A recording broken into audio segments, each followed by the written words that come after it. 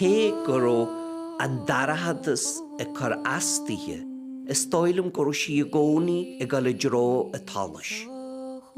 She was of the earth herself, a free spirit.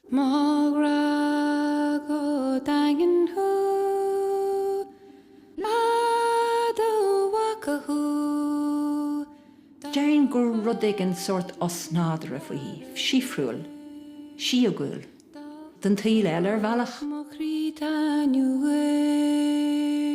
An ceall le thug sí doing ina saoil bhí sé chomór sin. Beidir ná ró sí abalt an níos mó na sin a thuirt doing.